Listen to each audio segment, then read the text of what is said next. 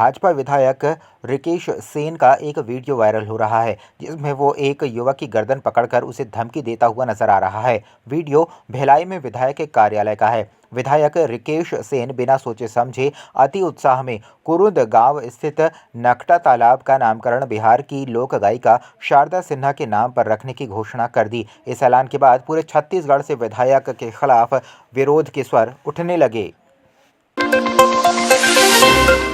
राज्योत्सव में इस बार छत्तीसगढ़ महतारी का कोई मूर्ति नहीं लगाया गया था। अब इसको लेकर विपक्ष सवाल खड़ा कर रहा है।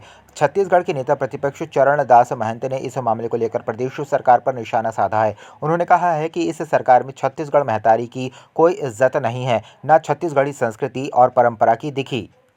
भारतीय जनता पार्टी में छत्तीसगढ़ महतारी की वो इज्जत भी नहीं है, न उनके संस्कृति की, न हमारी परंपरा की, न हमारे जितने भी पुरातन के छत्तीसगढ़ियों के आचार विचार और प्रेम संबंध जो होते हैं यहाँ नहीं है।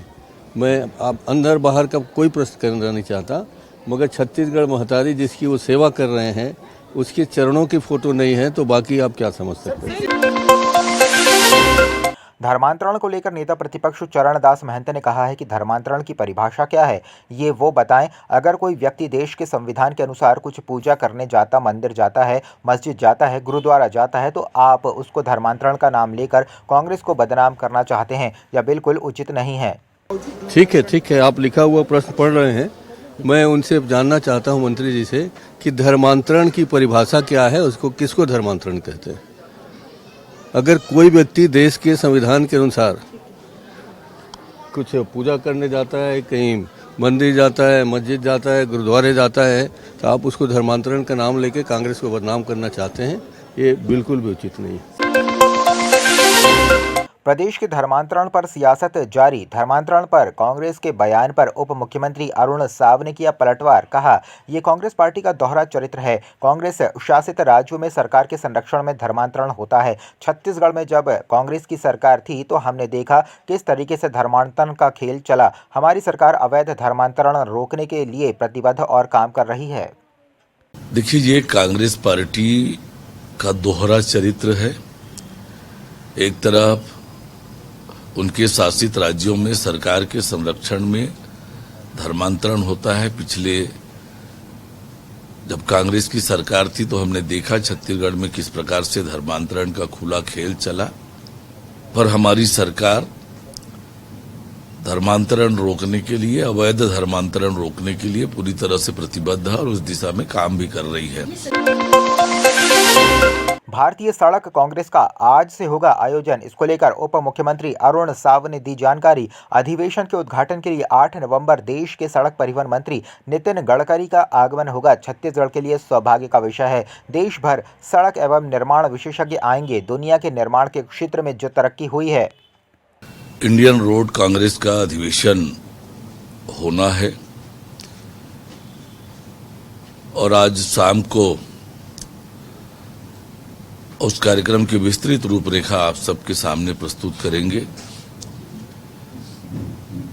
अधिवेशन के उद्घाटन के लिए 8 तारीख को देश के सड़क एवं परिवहन मंत्री आदरणीय नितिन गडकरी जी का आगमन हो रहा है और छत्तीसगढ़ के लिए सौभाग्य का विषय है कि देश भर से सड़क और निर्माण क्षेत्र के विशेषज्ञ आएंगे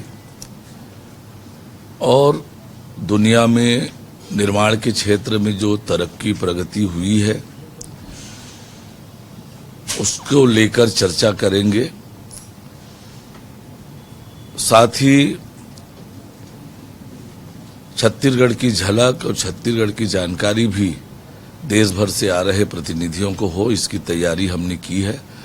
कार्यक्रम की विस्तृत रूपरेखा आपके सामने शाम को प्रस्तुत करेंगे। जनजाति गौरव दिवस कांग्रेस ने बताया पॉलिटिकल ड्रामा। इस मामले में डिप्टी सीएम ने पलटवार करते हुए कहा कि आदिवासी समाज को कांग्रेस पार्टी ने उपेक्षित रखा। पॉलिटिकल ड्रामा कौन करता है ये सबने देखा है। बिरसा मुंडा की जयंती पर विश्व आदिवासी गौरव दिवस मनाने जा रहे हैं। देश की राजनीति में ड्रामेबाजी कौन करते हैं ये सबने देखा है, पूरा देश जानता है। वास्तव में आदिवासी समाज को जिस प्रकार से कांग्रेस पार्टी ने उपेक्षित रखा, वहीं दूसरी ओर आज नरेंद्र मोदी जी के नेतृत्व में आदिवासी समाज के मान सम्मान और गौरव बढ़ाने का काम लगातार भारतीय जनता पार्टी की सरकारें, भारतीय जनता पार्टी कर रही है।